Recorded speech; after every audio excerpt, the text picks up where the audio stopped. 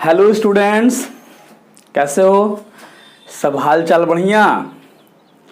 चलिए फिर आज हम लोग पढ़ने जा रहे हैं वेक्टर का लेक्चर नंबर 5 और इस लेक्चर में हम लोग जाएंगे टाइप्स ऑफ वेक्टर।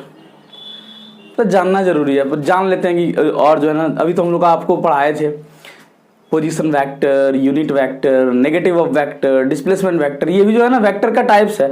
और जो कुछ कुछ बच गया है ना छोटा छोटा, जिसको समझ लीजिए आप, ठीक है। एक लेक्चर हम लोग आज वाला जो लेक्चर है उसी में बना देते हैं। तो मैं प्रभास रंजन आपके अपने चैनल ग्लांस क्लासेस पे आप लोगों का स्वागत करता हूं। हमको प्रभास रंजन भी बोल सकते हैं और प्रभास पांडे भी, ठीक है। आइए फिर स्टार्ट करते हैं टाइप्स ऑफ वेक्टर।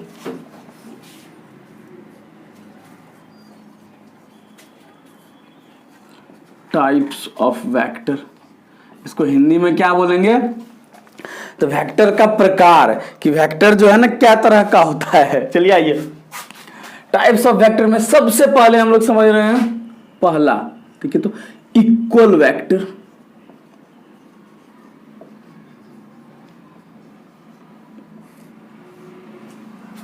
जिसको हम लोग क्या बोलेंगे? समान सदिश बोलेंगे।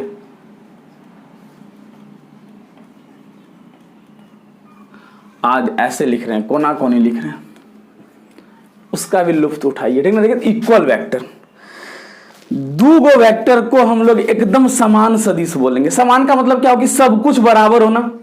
तो आपको पता है कि जब भी आप वेक्टर लिखते हैं तो उसमें मैग्नीट्यूड लिखते हैं और डायरेक्शन लिखते हैं, ये लिखते हैं ना, और तो कुछ लिखते नहीं है।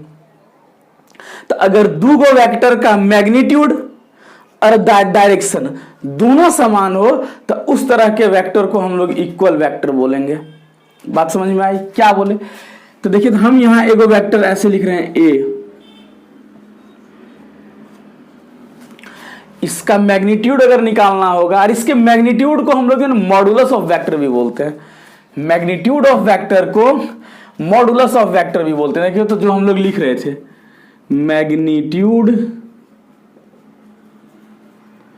ऑफ वेक्टर, आपको पता है इसको मॉड ऑफ ए लिखते हैं, इसको हम लोग मॉडुलस भी पढ़ते हैं, ठीक ना, मॉडुलस ऑफ वेक्टर, ठीक ना। तो देखिए, तो अगर मैग्नीट्यूड की बात कर रही है तो हम लोग क्या बोलेंगे भाई? और इसी तरह का लाइन खींचो एकदम सेम टू सेम, और इसका दिशा भी समान होना चाहिए।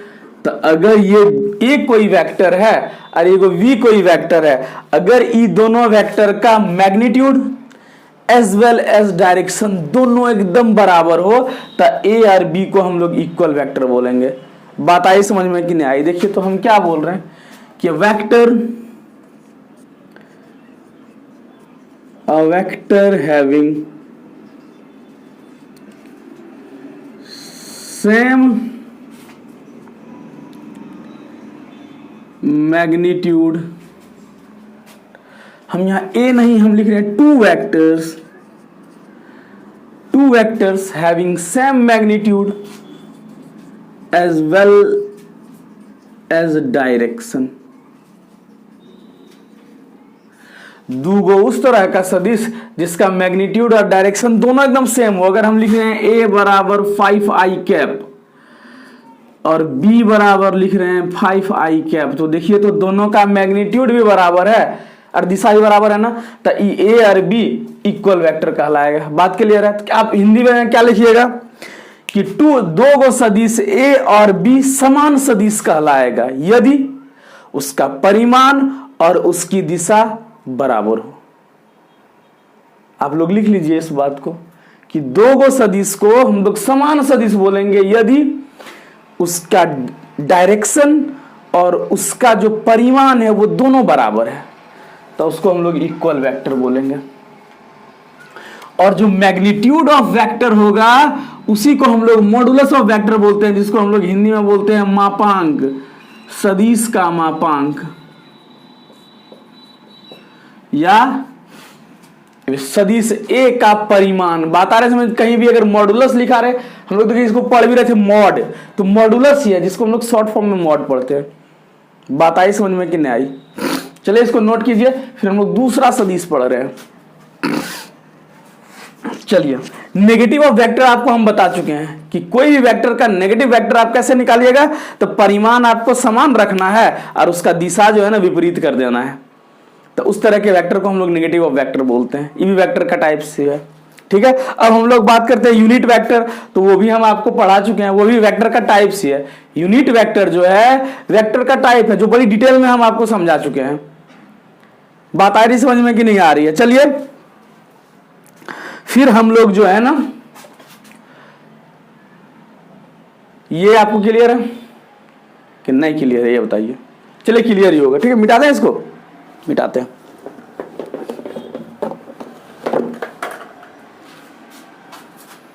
मिटाने वाला कपड़ा किधर चला गया? अच्छा यहाँ, चलिए देखते हैं। इक्वल वेक्टर बात आ गई समझ में आप लोगों को।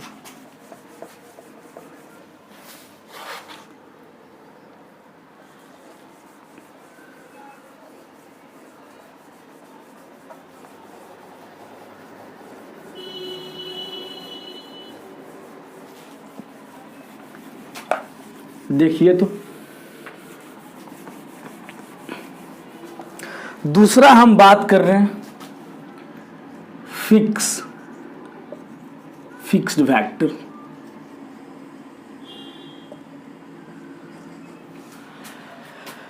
इसको हम लोग क्या बोलेंगे? नियत सदिश बोलेंगे।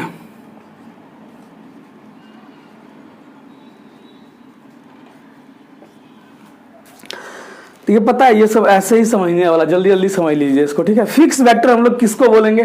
तो एगो ऐसा वेक्टर जिसका इनिशियल पॉइंट जो है ना फिक्स हो। मतलब क्या है कि उसका प्रारंभिक बिंदु एकदम नियत हो। हम क्या वो देखिए तो हम क्या बोल रहे हैं कि ये vector a vector having fix initial point. एगो ऐसा सदिश जिसका जो प्रारंभिक बिंदु हो ना वो एकदम फिक्स हो, तो उस तरह के सदिश को हम लोग क्या बोलेंगे? फिक्स सदिश बोलेंगे। देखिए तो हम बोल रहे हैं कि ऐसा सदिश जिसका प्रारंभिक बिंदु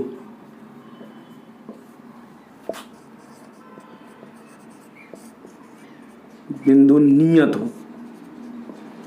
इस तरह का वो सदिश बोल पाइएगा आप? अरे पोजीशन वेक्टर, किसी बिंदु का जो पोजीशन वेक्टर आप देख रहे थे, देखिए तो हम बोले कि ए का पोजीशन वेक्टर बताइए, तो क्या क्या कर रहे थे? इसका जो इनिशियल पॉइंट वो फिक्स हो रहा था ना, ओ पर था, ओरिजिन पे, और इस तरह का वेक्टर था। देखिए तो ओ ए जो था, मतलब हम इसमें क्या लिख सकते हैं? Position vector. इसका एग्जाम्पल होगा ना, इसका एग्जाम्पल क्या होगा? पोजीशन वेक्टर इसका एग्जाम्पल होगा कि एक ऐसा सदिश जिसका इनिशियल पॉइंट फिक्स आप कर दिया ना, उस तरह के हम लोग सदिश को क्या बोलेंगे? फिक्स वेक्टर बोलेंगे। बात समझ में आ रही है कि नहीं आ रही है, ये बताइए हमको। चलिए अब हम लोग पढ़ते हैं फ्री वेक्टर किसको बोलेंगे, कि फ्री वेक्टर है या इसको हम लोग जो है ना लोकेलाइज्ड वेक्टर भी बोलते हैं। इसका एक और नाम क्या है? लोकेलाइज्ड वेक्टर। बात आ रही समझ में कि नहीं आ रही? इसको हम लोग लोकेलाइज्ड भी बोलते हैं कि लोकेशन बेचारा का फिक्स है। दूसरा हम लोग बात और क्या लिख रहे हैं देखिए तो दूसरा नहीं, ये तीसरा हो रहा फ्री वेक्टर। फ्री वेक्टर की हम लोग बात कर रहे हैं कि फ्री वेक्टर होता क्या है? इसको हम लोग क्या बोलेंगे? मुक्त सदिश बोलेंगे। मुक्त सदिश। देखिए तो इसको क्या बोलिएगा कि एगो ऐसा सदिश जिसका जो है इनिशियल पॉइंट फिक्स नहीं हो। इस तरह का सदिश जिसका इनिशियल पॉइंट फिक्स नहीं हो, उस तरह के सदिश को हम लोग जो है ना मुक्त सदिश बोलेंगे। क्या इसको बोलिएगा? A vector having not fixed initial point. इसको हम लोग नॉन लोकेलाइज्ड भी बोलते हैं। नॉन लोकेलाइज्ड वेक्टर, ऐसा सदिश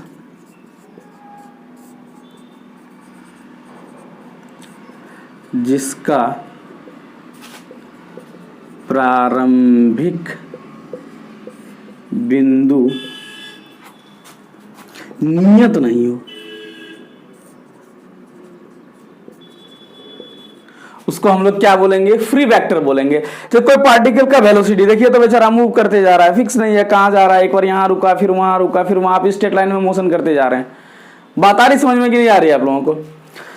तो ये फिक्स वेक्टर हो गया, फ्री वेक्टर हो गया। अब हम लोग दूसरा बोलते हैं ना कि कोलिनियर वेक्टर किसको बोलेंगे? देखिए तो कोलिनियर, मिटाएंगे कहीं क्या? चलिए यहां लिखते हैं तो समझ में आ जाएगा आप लोगों को, ठीक है ना? ये कोलिनियर वेक्टर,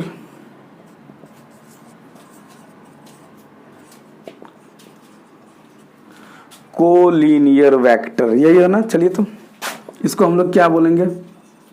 एक रेखिक सदिश, क्या बोलिए? रेखीय सदिश, एक रेखीय बोलना, रेखीय सदिश, रेखीय सदिश। कोलिनियर का मतलब क्या होगा? दोनों एक के लाइन में हो, एक ऐसा वेक्टर जो क्या हो एक ही लाइन में, उसको हम लोग क्या बोलते हैं? कोलिनियर वेक्टर बोलते हैं। देखिए तो ये वाला एक ही लाइन में, ए वेक्टर है और ये बी वेक्टर है। Vector which lie on the same line, क्या लिखेंगे? Vector lying on same line, एक ही लाइन में अगर कोई वेक्टर हो ना तो इस तरह के वेक्टर को हम लोग कोलिनियर वेक्टर या पैरेलल भी बोल सकते हैं। इसको हम लोग पैरेलल वेक्टर भी बोल सकते हैं, याद रखिएगा। पैरेलल, समांतर सदिश, देखिए एक दूसरे के समांतर हो गया ना। बात क्लियर है कि नहीं है? इसको बस आप लोगों को याद कर लेना है, ठीक है? ज्यादा इसका यूज कहीं नहीं आएगा। चलिए मिटा दें इसको कि नहीं मिटाएं? चलिए मिटाते हैं।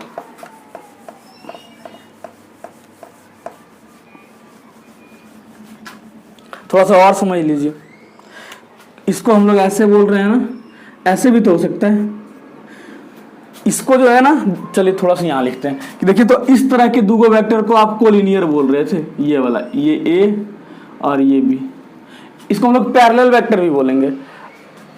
और दोनों के बीच में एंगल कितना है बोले तो 0 डिग्री हो जाएगा ना, कि एक ही लाइन में चल रहा। तो ऐसा भी तो हो सकता है ना कि एक लाइन, इसको भी तो बोलते हैं, एगो इधर जा रहा है एगो इधर जा रहा है, दोनों का डायरेक्शन।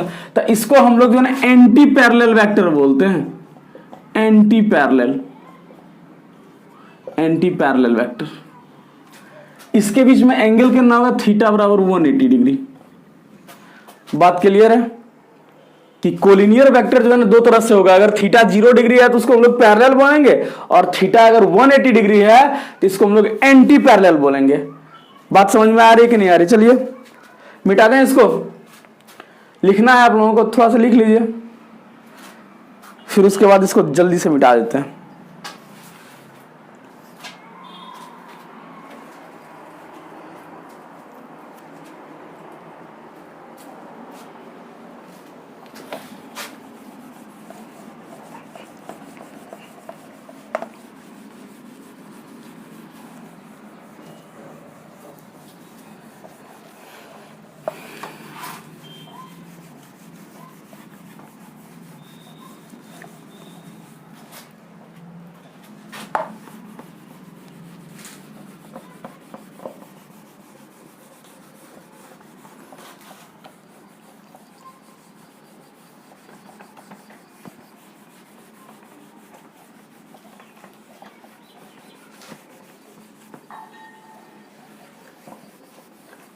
चलिए हम लोग बात करते हैं किसका? कोप्लानर का।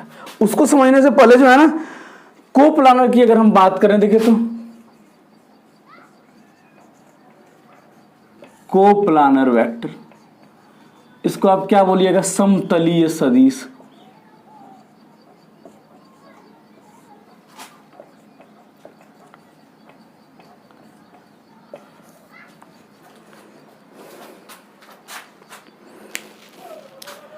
देखिए तो कोप्लानर हम लोग किसको बोलेंगे?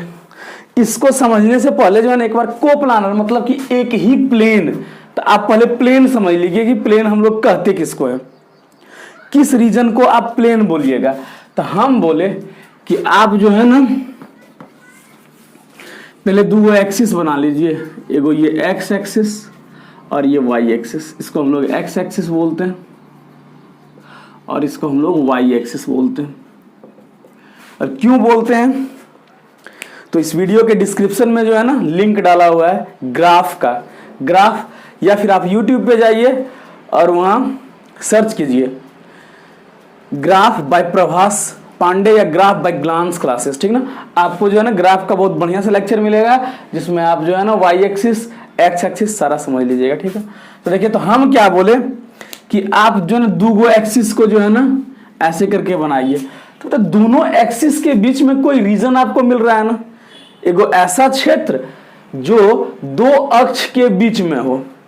तो दो अक्ष के बीच में जो भी आपको रीजन मिले ना, उस रीजन को हम लोग क्या बोलते हैं, प्लेन बोलते हैं। बात क्लियर है। या हम लोग प्लेन को हिंदी में क्या बोलते हैं, तल। अगर हम प्लेन की बात करें, प्लेन, और इसको हम लोग हिंदी में क्या बोलते हैं, तल बोलते हैं। तो हम क्या बोले कि आप दो एक्सिस ऐसे करके बना लीजिए और दोनों एक्सिस के बीच में जो आपको रीजन मिल जाए ना, वो रीजन को आप तल बोले। देखिए, तो ये दोनों एक्सिस के बीच में ये वाला आपको रीजन नहीं मिल गया, तो इसको हम लोग तल बोलेंगे, प्लेन बोलेंगे। तो हम क्या बोले कि a region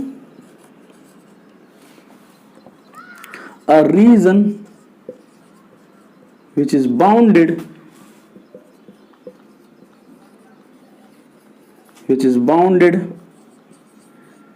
between, स्पेलिंग कहीं मिस्टेक हो तो बताइएगा, इंग्लिश के टीचर नहीं है, फिजिक्स के हैं और केमिस्ट्री जो बोली मैथ के हैं, ठीक ना। A region which is bounded between two axis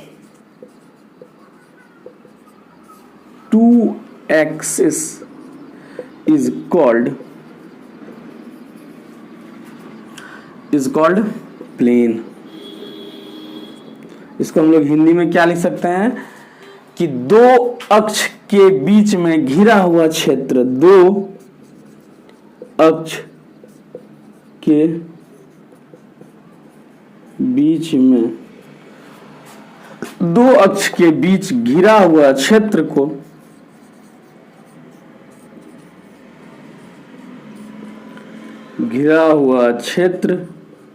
को तल बोलते हैं। तल, दो अक्ष के बीच घिरे हुए क्षेत्र को तल, दो अक्ष के बीच घिरा हुआ क्षेत्र तल कहलाता है। ऐसे लिखना थोड़ा बढ़िया लगेगा, तल कहलाता है। बात समझ में आ रही कि नहीं आ रही? गर्मी बहुत ज्यादा है क्या? एक मिनट रुकिए।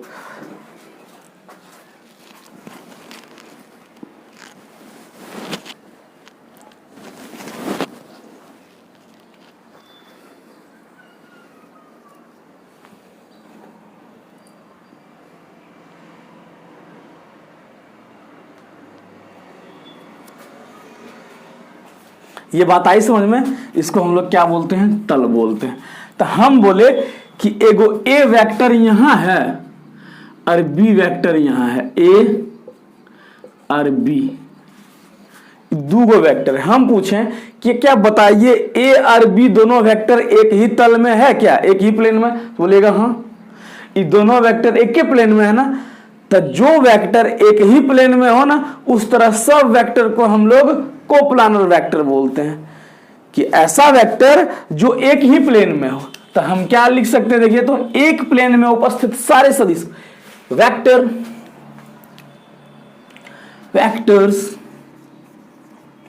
which are present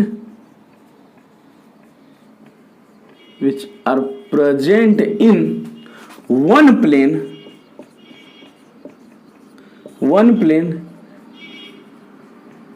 is called, क्या बोलिएगा, तो कोप्लानर बोलिए। और क्या कि एक ही अगर प्लेन में है तो उसको कोप्लानर वेक्टर बोलेंगे।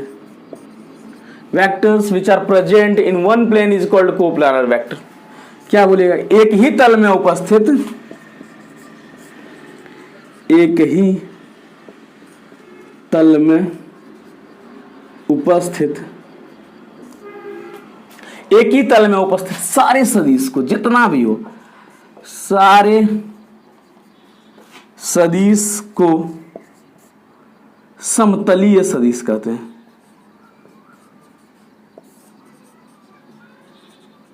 यही बात हो गई। देखिए तो अगर हम यहाँ सी भी बना दें ऐसे करके, यहाँ हम डी बना रहे हैं ऐसे करके, यही बात है ना।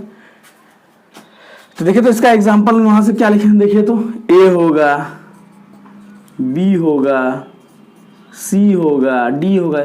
मतलब एक प्लेन में जितना सदिश उपस्थित हो ना, सब सदिश को हम लोग क्या बोलेंगे, कोप्लानर वेक्टर बोलेंगे। बात आ रही समझ में कि नहीं आ रही है, ये बताइए हमको। चलिए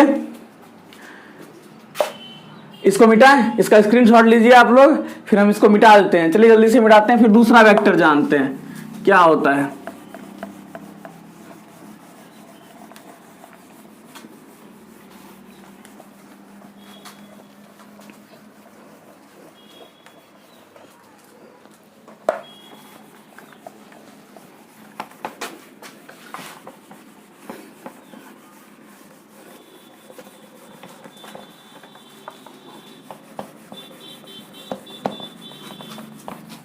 देखिए तो हम यहाँ एक लिख रहे हैं क्या, को इनिशियल वेक्टर, को इनिशियल वेक्टर। इसको हम लोग क्या बोलेंगे, सह प्रारंभिक, सह प्रारंभिक सदिश। और दूसरे को हम लोग बोल रहे हैं क्या, को टर्मिनस, को टर्मिनस वेक्टर। इसका क्या होता है हिंदी, जो भी होता है। चलिए इसको समझ लेते हैं, ठीक है, कि को टर्मिनस मतलब एक ही जगह। टर्मिनल का मतलब क्या होता है, खत्म होना ना, टर्मिनेट करना मतलब क्या होता है, खत्म हो जाना। मतलब कोई भी चीज अगर यहाँ आके खत्म हो रहा है, मेट्रो इज टर्मिनेट्स हियर, मतलब मेट्रो अब यहाँ से आगे नहीं जाएगी, बेचारा खत्म हो गया है वहां पे, ठीक है ना, तो उसको को टर्मिनस बोलते हैं। तो बहुत सारा सदिश जो एक ही जगह से स्टार्ट हो रहा, सह प्रारंभिक का मतलब क्या होगा कि they having same initial point. यही बात है ना, कि अगर हम बात करें तो सब एक ही जगह से स्टार्ट होगा। जैसे आप अपने घरे से निकल रहे हैं, आपके पापा भी अपने आपके घर से निकले, आपके भाई वो भी, तो इस सब जो आप लोग चले ना, आप वहां से आए ग्लांस क्लासेस में पढ़ने के लिए, तो अब आप एगो सदिश बनाए ना, आपके वो कहीं गए काम करने के लिए, आपका भाई कहीं गए और पढ़ने के लिए, तो सब एगो सदिश बना रहा है ना। तो जितना सदिश आप लोग बनाए ना, सबको हम लोग क्या बोलेंगे, सह प्रारंभिक, को इनिशियल वेक्टर। देखिए तो क्या बोलेंगे, vector having same initial point. बहुत सारा वेक्टर हो जिसके पास सेम इनिशियल पॉइंट है। देखिए तो ऐसा है कि हम बोले ये एगो पॉइंट है, आपका घर था जिसको हम लोग यहां से आप निकले ऐसे करके, आपको हम ए बोल रहे हैं। यहां से आपका भाई निकला, कॉलेज गया पढ़ने के लिए, उसको भी बोल रहे हैं। यहां से आपके पापा निकले और वो जो है ना एगो सदिश बनाए जिसको हम लोग सी बोल रहे हैं। बात आई समझ में। तो तीनों एगो वेक्टर बनाए ना, तो तीनों वेक्टर क्या कहलाएगा, क्या बोलिएगा कि सदिश जिसका प्रारंभिक बिंदु सेम हो, बिंदु समान हो। देखिए तो यही प्रारंभिक बिंदु है ना, तो हम लोग ए बी और सी, इसको हम लोग क्या बोलेंगे, इस सबको हम लोग बोलेंगे को इनिशियल वेक्टर। बात क्लियर है कि नहीं है। अब हम बात कर रहे हैं को टर्मिनस का। अब हम किसकी बात कर रहे हैं, को टर्मिनस वेक्टर का कर रहे हैं। देखिए तो कि को टर्मिनस किसको बोलेंगे, इसको हम लोग क्या बोल सकते हैं, जो सब एक ही जगह आकर के खत्म हो जाए। मतलब क्या बोलेंगे कि vectors having same terminal point. Terminal मतलब क्या होता है, खत्म होना, टर्मिनल पॉइंट। देखिए तो कैसे, आप स्कूल से घर आए, आपका भाई कॉलेज से घर आया, आपके पापा काम करके घर आए, मैंने सब एक ही जगह आ गए ना, और यहां आके चुपचाप बैठ गए कि अब कुछ नहीं करेंगे, आप तो चुपचाप खाइएगा ही, आपका तो और कुछ काम ही नहीं है। तो इसको देखिए तो हम लोग बोले ई एफ और जी। ये इनिशियल पॉइंट था, ओ, तो ये आपका क्या होगा, ये हम कोई पॉइंट मान रहे हैं ओ डैश, ये फाइनल पॉइंट है कि अगर 3-4 गो सदिश का फाइनल पॉइंट सेम हो जाए या टर्मिनल पॉइंट सेम हो जाए तो उसको हम लोग क्या बोलेंगे, कोटर्मिनस वेक्टर बोलेंगे। कि अगर सदिशों का अंतिम बिंदु सेम हो, बिंदु समान हो, तो उसको हम लोग क्या बोलेंगे, कोटर्मिनस वेक्टर बोलेंगे। तो ई, एफ और जी ये सब क्या हो जाएगा, कोटर्मिनस हो जाएगा। बात समझ में आ रही है कि नहीं आ रही है, हमको ये बताइए।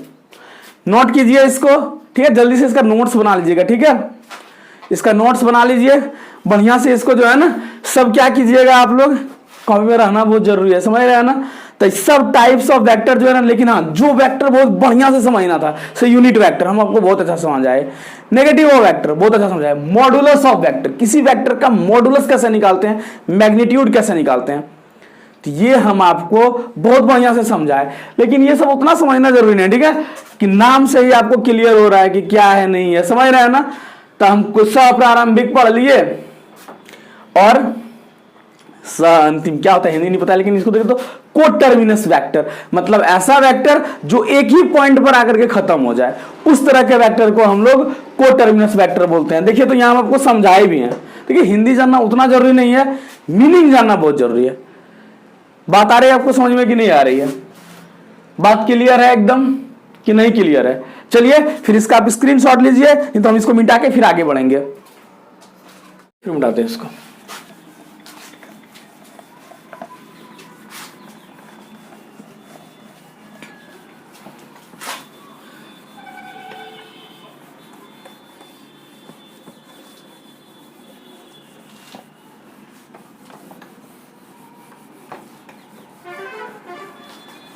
चलिए मिटा के हम लोग फिर आगे बढ़ते हैं, ठीक है। चलिए और वेक्टर हम लोग जानते हैं, polar vector and axial vector. मतलब इसको क्या बोलेगा, ध्रुवीय सदिश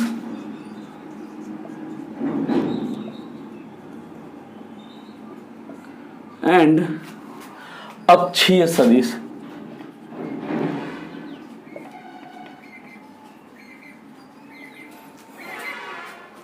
लेकिन हम क्या बोल रहे हैं कि आप जब भी कहीं मूव कर रहे हैं ना, मान लीजिए आप कहीं मोशन कर रहे हैं, तो या तो आप स्ट्रेट लाइन मोशन कीजिएगा ना, तो गोल गोल घूमिएगा, यही बात है ना।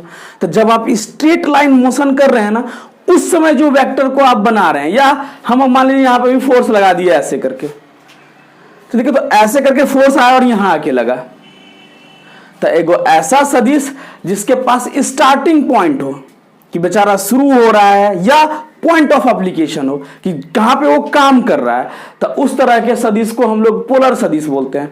और जब आप किसी गोल गोल सर्किल में घूम रहे हैं ना, तो उस समय जो वेक्टर होता है, जैसे हम लोग बात करें किसका, अगर हम बात करें डिस्प्लेसमेंट का, तो वो आपका पोलर वेक्टर होगा। लेकिन अगर हम बात कर रहे हैं एंगुलर मोमेंटम का या एंगुलर वेलोसिटी का, आप गोल गोल घूम रहे हैं ना, तो उस समय जो सदिश को आप रिप्रेजेंट कर रहे हैं उसको हम लोग अक्षीय सदिश बोलते हैं। बात आ रही समझ में कि नहीं आ रही हमको ये बताओ। चलिए हम लोग पोलर वेक्टर लिखते हैं।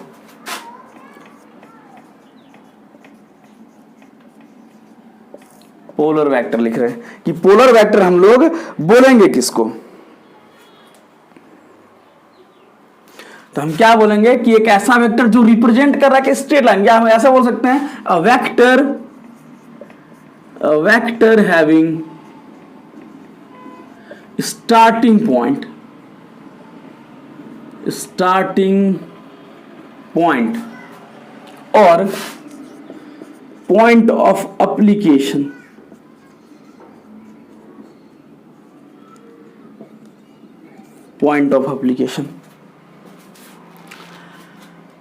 कि एगो ऐसा वेक्टर जिसके पास पॉइंट ऑफ एप्लीकेशन हो। फिर हम अगर बात कर रहे हैं फोर्स का, तो आप कहीं ऐसे करके लगाइएगा ना कि बिना लगाए हो जाएगा, ये बताइए।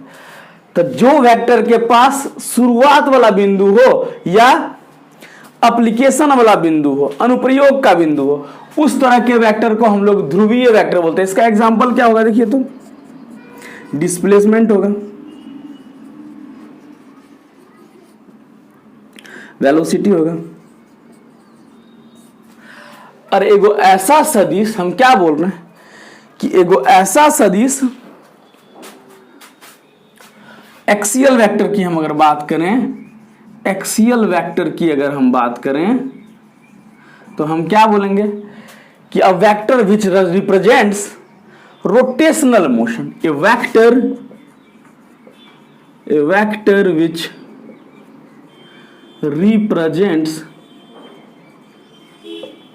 Rotational motion. देखिए ऐसे ही आपको जो है नोट्स बना लेना है, ठीक ना।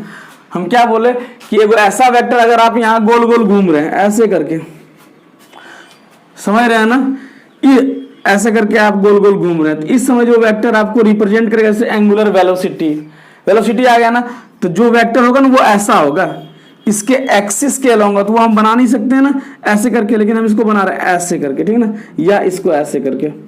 ये आप समझ जाइए कि ये ऐसे करके आप मूव कर रहे हैं उसके परपेंडिकुलर डायरेक्शन में, उसके एक्सियल डायरेक्शन में हम जो है इसको बनाए हैं। बात समझ में आ रही है कि नहीं आ रही है? इतना बात क्लियर है?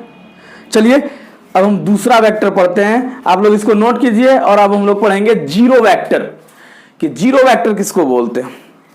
जीरो सदिश क्या है? शून्य सदिश। मिटा दें इसको।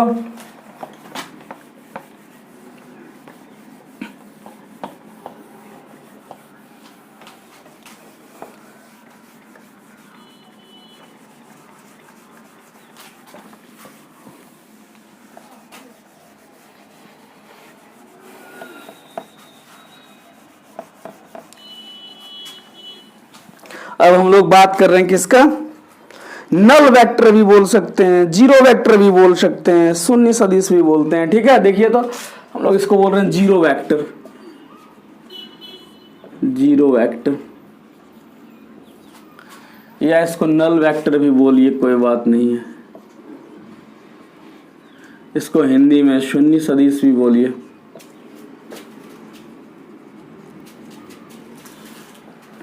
देखिए तो हम क्या बोले कि एगो ऐसा सदिश जिसका परिमाण जो है ना शून्य हो, ए वेक्टर हैविंग जीरो मैग्नीट्यूड, एक ऐसा वेक्टर जिसका मैग्नीट्यूड क्या हो? जीरो हो। क्या बोले कि अ वेक्टर हैविंग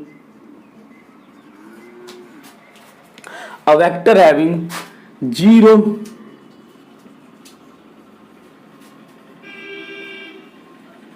मैग्नीट्यूड, या बोल सकते हैं ऐसा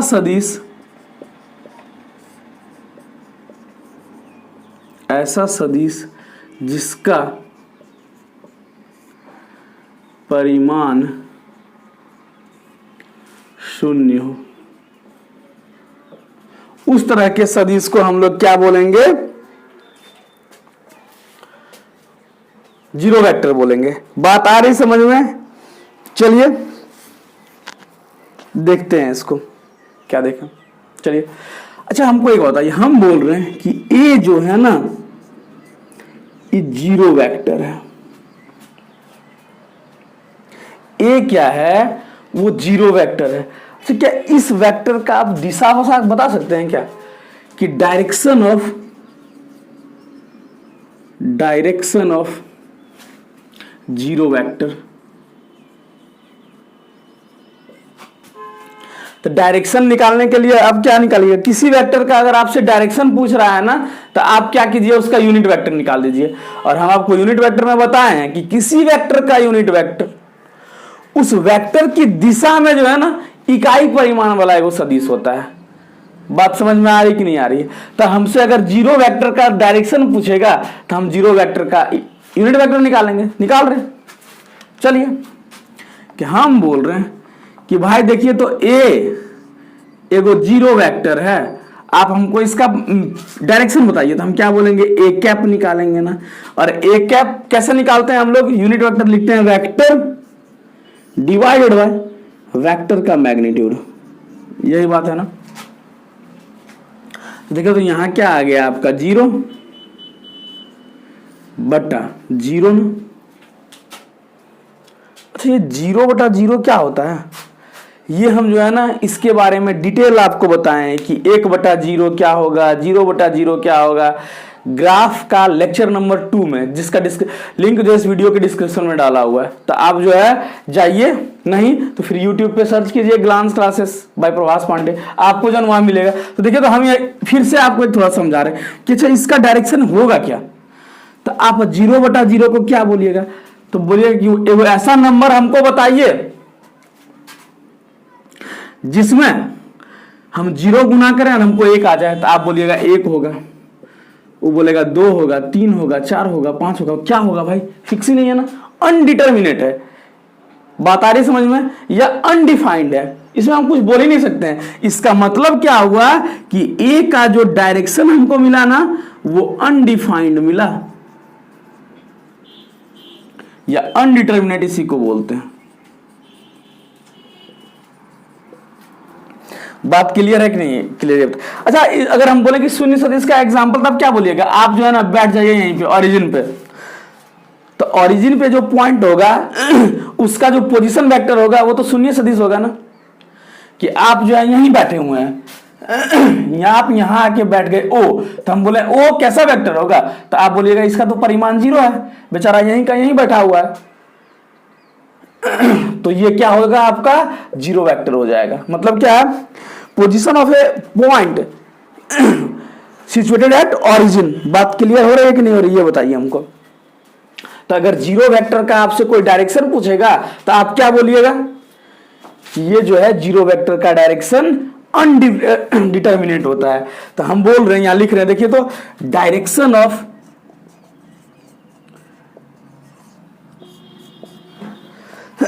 direction of 0 vector is undeterminate. निकाल ही नहीं सकते, अनडिटर्मिनेट। बात क्लियर है? इसको हम कहेंगे कि शून्य सदिश का जो दिशा है वो बेचारा अपरिभाषित है, निकाल ही नहीं सकते उसको। बात आ रही समझ में कि नहीं आ रही है? वीडियो लंबा तो नहीं हो रहा है ना, आप लोग बोर नहीं हो रहे, बताइएगा हमको। अगर बोर हो रहे हैं तो इस लेक्चर को हम आज यहीं स्टॉप करेंगे, और हम लोग टाइप्स ऑफ वेक्टर आज खत्म कर दिए। नेक्स्ट जो लेक्चर आएगा ना वेक्टर का, उसमें हम लोग पढ़ेंगे जोड़ने वेक्टर का सीख गए हम लोग, घटा करने सीख गए, अब हम लोग गुना करने सीखेंगे। तो मल्टीप्लीकेशन ऑफ वेक्टर्स से सीखेंगे, ठीक है ना? बात आ रही है समझ में कि नहीं आ रही है? ठीक है, तो तब तक आप पढ़ते रहिए, मुस्कुराते रहिए, और मेरी तरफ से ऑल द बेस्ट।